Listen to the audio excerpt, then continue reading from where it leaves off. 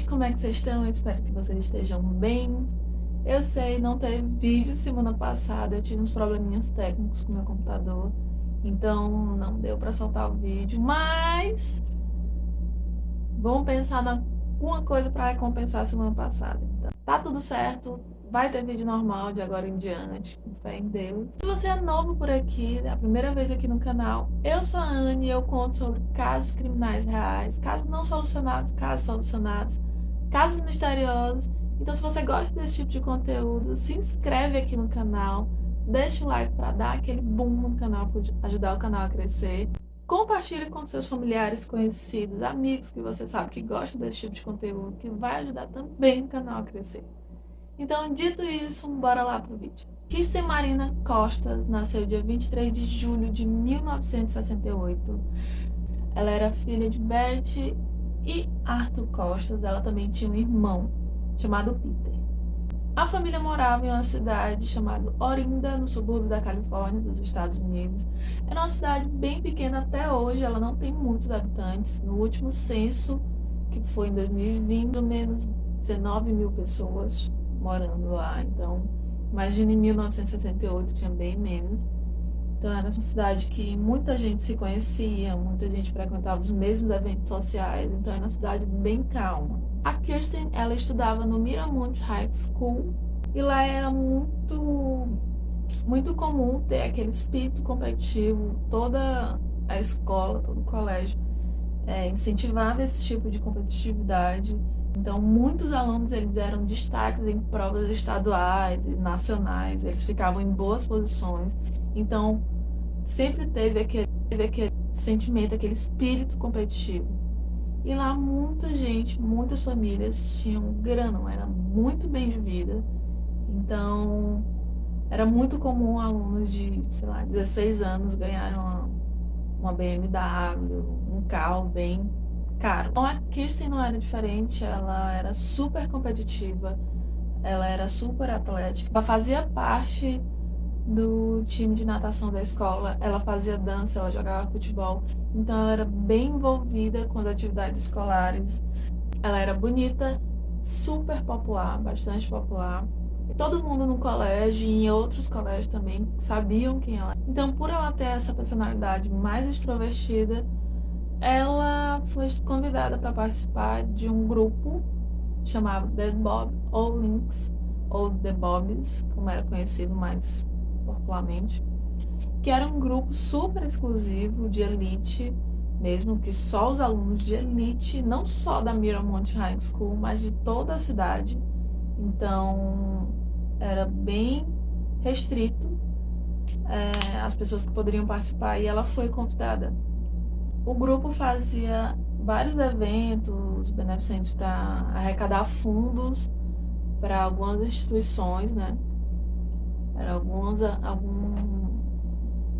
fazer alguns eventos sociais para ele. Então, todo final de ano, esse grupo, eles faziam uma seleção de novos membros. Então, nessa renovação de membros, tinha um trote que, se você passasse, você entrava no grupo como calouro. Na época, a Kirsten também estava concorrendo para entrar no grupo de team leaders do colégio. E lá, como todos, pelo que eu vi, né, bastante concorrido. Então, você tinha que fazer uma redação para você entrar. Você também tinha que fazer uma apresentação na frente de 20 jurados e uma plateia também. Se você passasse, você pagaria uma taxa dos uniformes e do acampamento e pronto.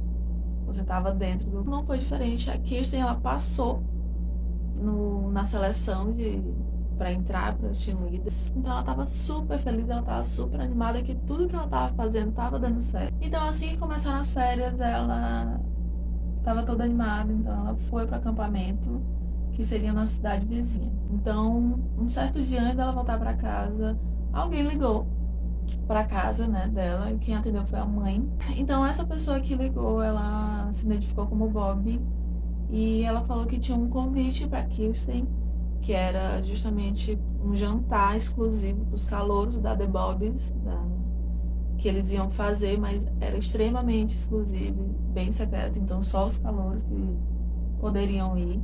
E essa pessoa falou que precisava da permissão da mãe dela e da confirmação dela nesse jantar. Então, como a Kirsten ela não tinha chegado ainda no acampamento, a mãe dela deu a permissão que ela poderia ir tranquilo. E essa pessoa falou que eles iriam pegar e deixar a Kirsten. Então, no dia 23 de julho de 1984, a Kirsten se arrumou, ficou toda pronta para esperar irem pegar ela, irem buscar ela. Então, era um sábado. E os pais dela também decidiram que sairiam para jantar com o irmão dela, já que ela ia para esse jantar da The Bobs. Então saíram antes da Kirsten e ela ficou lá esperando, assistindo TV, até dar o horário deles irem buscar ela. Então, mais ou menos de 9 horas, ela ouve um barulho, uma buzina de um carro na frente da casa dela. Ela desliga tudo, sai, entra no carro e eles partem. O carro sai e ele dirige até o estacionamento de uma igreja, que ele fica lá esperando mais ou menos por 40 minutos, só lá parado, sem ir para lugar nenhum. Então ela percebe que não vai ter jantar de jeito nenhum, que aquilo era só enrolação. Então ela sai do carro e bate na porta de uma casa que ela conhecia, os moradores, e quem atende é Alexandre Arnold, que ela já conhecia. E ela fala que estava com uma amiga, só que essa amiga começou a ficar meio estranha, falar algumas coisas estranhas, e ela não queria voltar pro carro. E ela perguntou se ela poderia ligar para os pais dela. Então ele conhecia ela, autorizou, deixou ela entrar, ela fez a ligação, só que não tinha chegado ninguém em casa ainda. Então ela presumiu que os pais ainda estivessem no jantar com o irmão. E ele ofereceu uma carona para ela, se ela quisesse. E ela aceitou, ela só queria ir para casa, já estava cansada, estava bem frustrada que não ia ter o evento que ela tinha planejado. Então o Alex, ele saiu, levou ela para casa e ele percebeu que tinha um carro seguindo eles desde o momento que ele saiu da casa dele. Então era um carro meio amarelo, um amarelo mais ocre, meio mostarda. E ele perguntou para Kirsten se ela sabia de quem era aquele carro que estava seguindo eles, e ela falou que era que era da amiga dela, que ela estava naquele carro antes, só que a amiga dela estava estranha, como ela falou antes, e ela não queria voltar. Aí, como os pais dela não tinham chegado ainda em casa, ela pediu pro Alex deixar ela num vizinho, assim, num vizinho bem próximo, porque ela não tinha chave de casa, então ela não queria ficar lá sozinha. Então, assim que o Alex estacionou na frente, né, da casa dela, e ela iria para casa do vizinho que era do lado, né, ela saiu, agradeceu, saiu do carro e foi na direção do vizinho, da casa vizinha. E o Alex, ele percebeu que o carro mostarda estava atrás dele. Aí ele esperou um pouco e ele viu uma adolescente vestindo um agasalho e moletom saindo do carro e indo em direção a Kirsten, e ele viu que ela estava meio que discutindo, as duas meio que brigando, uma gritando com a outra, e ele decidiu esperar no carro para ver o que é que iria acontecer, se ia acontecer alguma coisa. E aí que ele percebeu que as duas caíram no chão, estavam brigando, até que essa adolescente que estava no carro seguindo ele saiu, e ele viu alguma coisa na mão dela, alguma coisa vermelha. Ela saiu, entrou no carro e foi embora. E nesse momento ele não estava entendendo muita coisa, então na cabeça dele ele só pensou em seguir. E foi isso que ele fez, ele só seguiu o carro, que já tinha saído disparada. Nesse mesmo momento a Kirsten estava batendo na porta do vizinho dela, que era o Wilmer. Então o Arthur abriu a porta e viu a Kirsten falando muito rápido e ela estava sangrando. Então ele chamou a mulher, chamou o filho, que eles estavam jantando naquela hora. Ele viu que estava um sangramento bem intenso no abdômen da Kirsten, e ela não conseguia explicar direito o que é que tinha acontecido. Então ele abriu a camisa dela e viu que ela tinha várias marcas de facada. Então ele começou a pressionar um pano para ver se conseguia estancar o sangue. E em 5 minutos chegou uma ambulância que o filho dele tinha chamado, né? E ela foi levada às pressas para o hospital. E antes dela ser levada para a ambulância, ele perguntou quem tinha feito aquilo com ela e ela não tinha força para falar, ela não conseguiu falar quem foi o agressor dela. A polícia apareceu lá e começou a investigar, perguntou para os Wilmer o que é que tinha acontecido. Eles falaram que tinha um carro no gramado deles, que eles não sabiam quem era, que assim que eles abriram a porta, o carro saiu disparado. Então ele achou aquilo muito estranho. E na mesma hora que eles estavam dando esse depoimento para a polícia, que estava na frente da casa dele, esse carro chegou e era o carro do Alex. Só que ninguém sabia realmente o que é que tinha acontecido. Então os Wilmer não sabiam que o Alex tinha dado carona para Kirsten, porque não deu tempo dessa comunicação toda acontecer. Então eles chegaram, a polícia foi logo atrás dele, porque ele já era considerado um suspeito.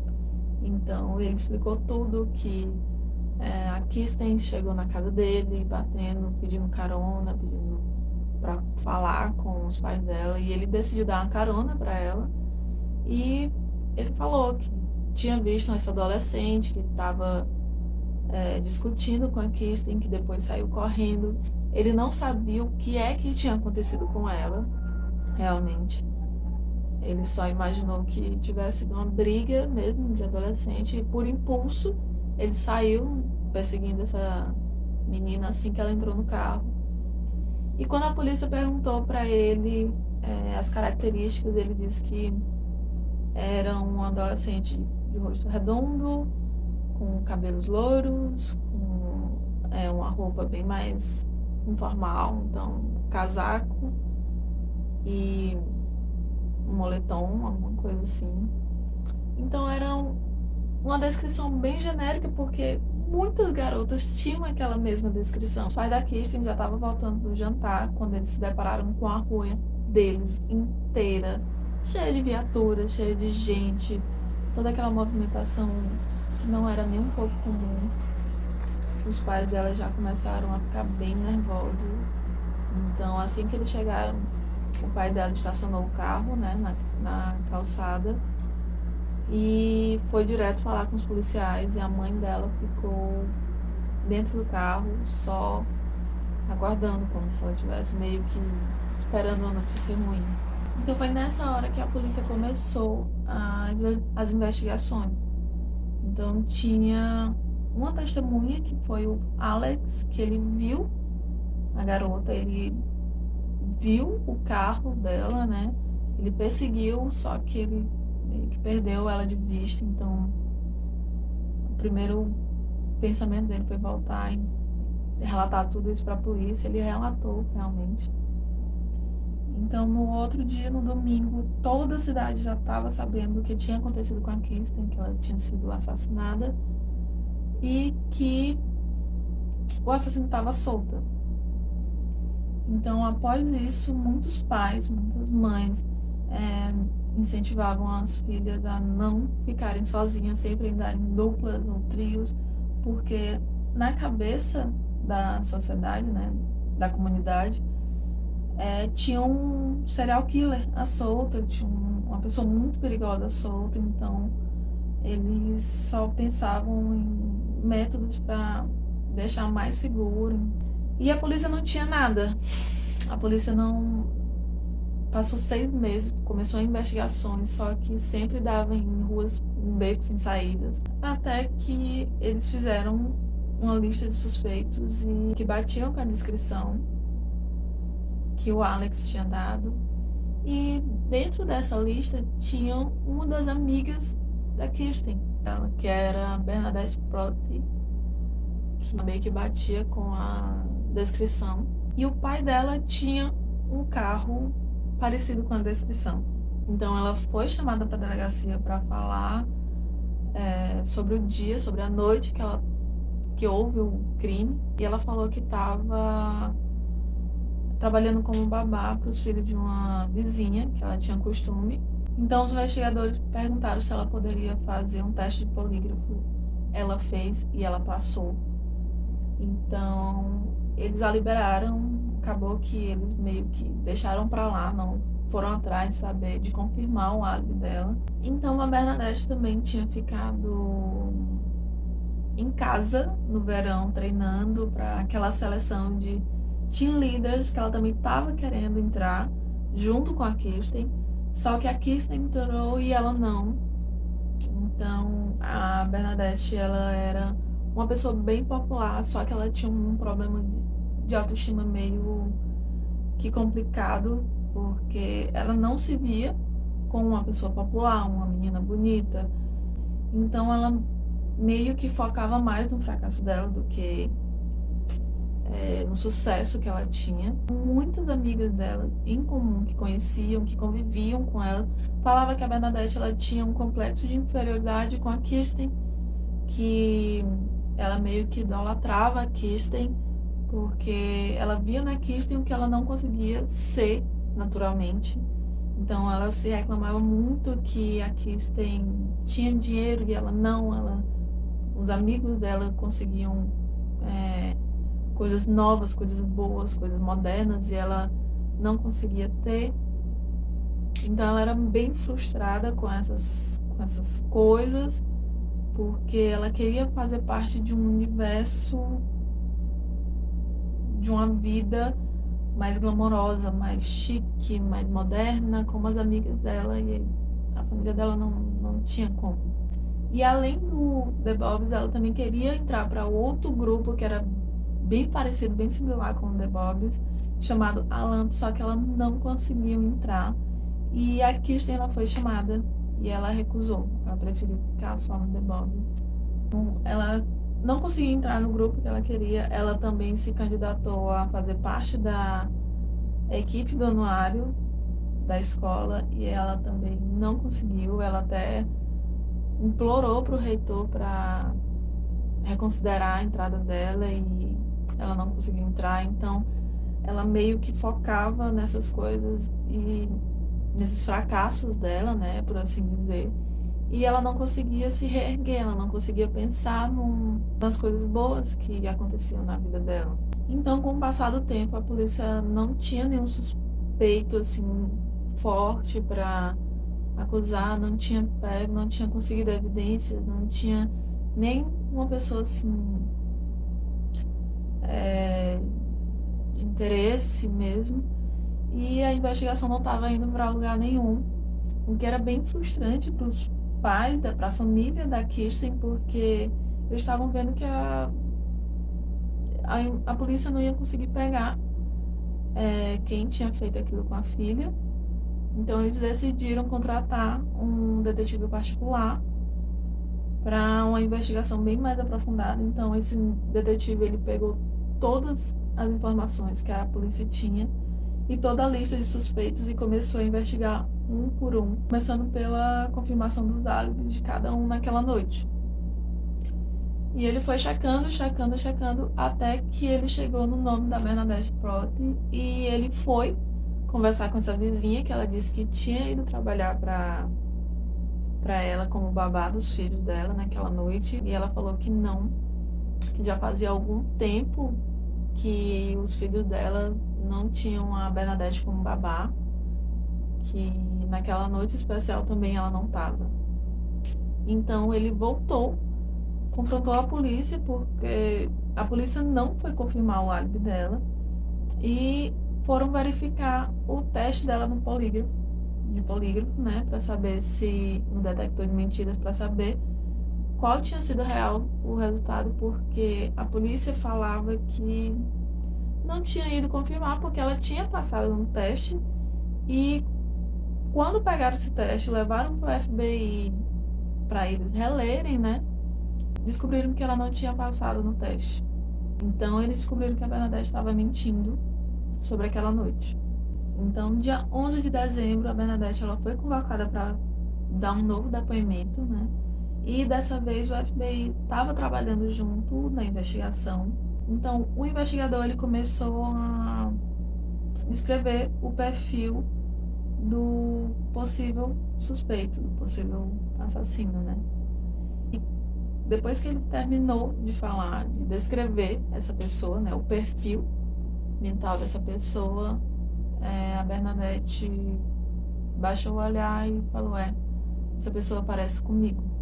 E ela perguntou ao investigador se ele já teria considerado, já teria passado pela cabeça deles que o autor poderia ter sido um adolescente de 16 anos e que essa pessoa estaria mais preocupada com as notícias nos jornais do que realmente a cadeia em si. Então ela ficou bem pensativa e ela pediu para ir para casa, ela precisava pensar um pouco. O investigador, ele concordou, ela foi para casa, até porque não se tinham provas que ligassem ela ao crime, ligassem ela, que indicasse que ela foi a autora do crime. Então ela foi para casa, ela foi liberada. Então não tinha como ele prender ela, né, nem preventivamente. Então ela foi para casa, ela pediu para conversar com a mãe e a mãe dela não estava muito livre, ela estava meio ocupada e falou que depois conversava com ela.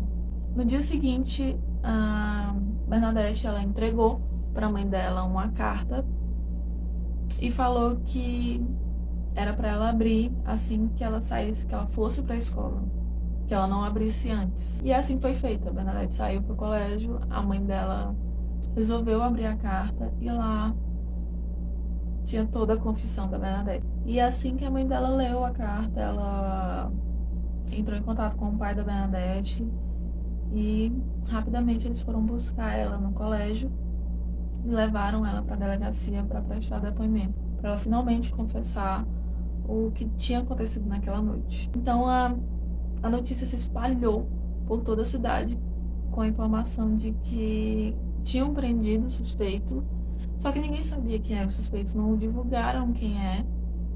Então surgiu aquela onda de desconfiança, todo mundo querendo saber quem era e por que tinha feito isso. Então no dia seguinte, o xerife, ele convocou a imprensa, ele fez uma coletiva de imprensa com todos os investigadores e relatou tudo sobre a investigação, que eles tinham conseguido a confissão do suspeito e discursou sobre tudo que eles tinham feito, todas as horas dedicadas, todas as pessoas investigadas.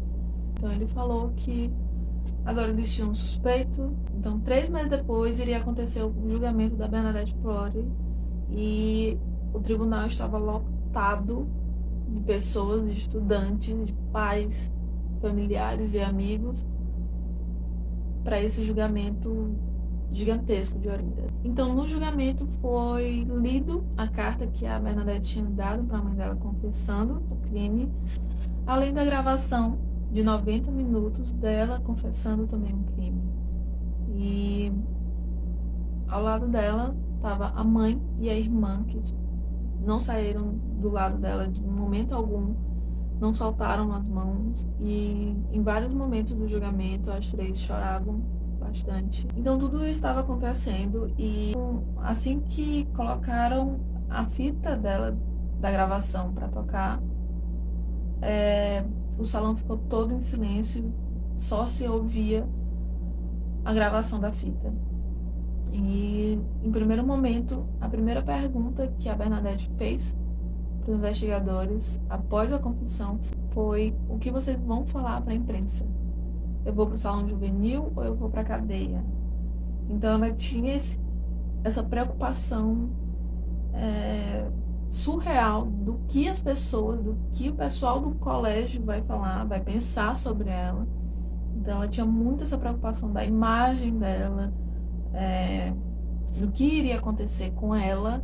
Então no dia do julgamento perguntaram para Bernadette o que é que a Kirsten tinha feito para ela reagir daquela forma, e ela falou que muita coisa estava acontecendo na vida dela, ela não tinha conseguido entrar no grupo de team leaders, que ela não tinha conseguido entrar para a equipe do anuário, que várias coisas estavam frustrando ela, que ela tinha muito aquele sentimento de inferioridade, e que a Kirsten conseguia tudo, que a Kirsten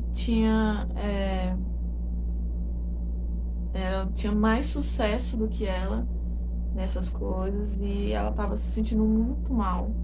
E ela comentou de um episódio de uma viagem que eles tinham feito, né, para esquiar, e que a Kirsten tinha feito uma piada sobre os esquis e as botas da Bernadette, e que até aquele momento ela estava se sentindo bem, ela estava se divertindo, e que após essa piada, ela acabou a viagem para ela não estava mais bem.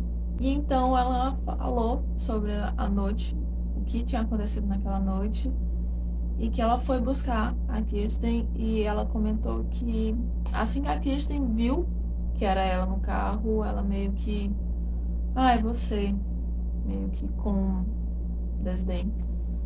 E elas foram para a igreja, para o estacionamento da igreja, e a Bernadette falou que ela estava fazendo tudo aquilo porque ela queria se aproximar da Kirsten, que ela iria levar a Kirsten para uma festa, e que quando elas estavam nesse estacionamento, elas começaram a se desentender, e que a Kirsten saiu do carro, e ela falou que o momento todo ela estava seguindo o carro do Alex, né, que estava dando carona para Kirsten, porque ela queria ter certeza que a Kirsten chegaria em segurança em casa. Assim que ela chegou na casa dos Willman, que eram os vizinhos dela de porta, ela disse que começou a pensar no que a Kirsten iria falar para as outras amigas dela e para o pessoal do colégio. Então ela começou a sentir muita raiva, começou a sentir muito medo do que iriam falar dela depois, se a Kirsten ia ficar chamando ela de esquisita, de estranha. Essa raiva subiu tanto na cabeça dela que ela pegou uma faca que estava dentro do carro e saiu discutindo com a Kirsten. A Kirsten gritando com ela, e ela meio que fez o que fez, né? E depois que ela fez, que ela não limpou, né, mas caiu um pouco em si, ela só saiu correndo, ela não tinha mais ação. Foi dito no julgamento, a irmã da Bernadette admitiu que ela tinha deixado a faca dentro do carro para cortar legumes e alguns tomates, e que a Bernadette ela não tinha premeditado levar aquela faca para esse encontro com a Kirsten. E em contrapartida, a mãe da Kirsten confrontou esse argumento, porque era uma faca enorme para se cortar tomate. Quem deixaria uma faca dentro do carro? Que a Bernadette tinha sim premeditado alguma coisa quando ela saiu de casa. Ela tinha noção que tinha uma faca dentro do carro. Ela não estava vestida para uma festa, como ela disse que iria levar a Kirsten. Ela estava vestida casualmente, e que a Bernadette tinha planejado já isso desde o dia que ela ligou, informando do convite falso do jantar, e que ela tinha tido muito tempo para reconsiderar, e mesmo assim ela fez. No terceiro dia de julgamento, o juiz considerou a Bernadette culpada de assassinato de segundo grau, e ela foi condenada aos 16 anos. Porém, a Bernadette estava comprometida com a autoridade da juventude da Califórnia. Não poderia servir menos de 1 ano e nem mais do que 9 anos na cadeia, até que ela completasse 25 anos de idade. Após o julgamento da Bernadette, muitas coisas mudaram na Miramont. Eles perceberam que aquele espírito muito competitivo, com aquele senso esmagador de vencer, de vencedor, estava formando pessoas instáveis mentalmente, que muita gente poderia acabar fazendo o que a Bernadette fez. Então, muitos estudantes, eles falaram que estava bem complicado de confiar uns nos outros depois do que aconteceu com a Kirsten e com a Bernadette. E meio que se instaurou essa desconfiança e marcou muita gente na cidade depois desse caso. E a Bernadette, ela foi ela cometeu o crime, ela tinha 15 anos e a sentença dela foi quando ela já tinha 16, foi no ano seguinte. Então, quando ela estava já com 21 anos, ela tentou fazer um pedido de liberdade condicional, só que foi negada. Ela fez uns 2 pedidos e ela era considerada uma presa modelo. Só que os pais da Kirsten, eles exigiam que ela pelo menos cumprisse a pena dela.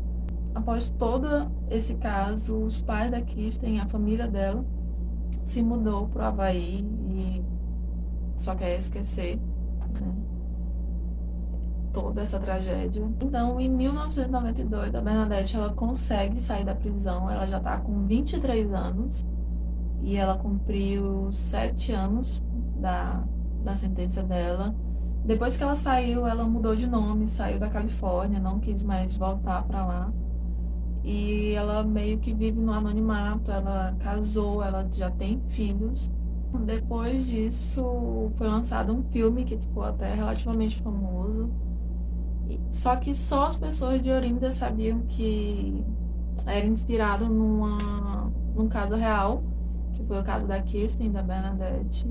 E após bastante tempo, que algumas pessoas começaram a pesquisar e descobriram o caso. E esse foi o caso de hoje, gente. Eu espero que vocês tenham gostado. Me fala o que vocês acharam aqui nos comentários. Não esquece de deixar o like, de curtir, de compartilhar. Se inscreve no canal, ativa o sininho para você não perder mais. E até a próxima.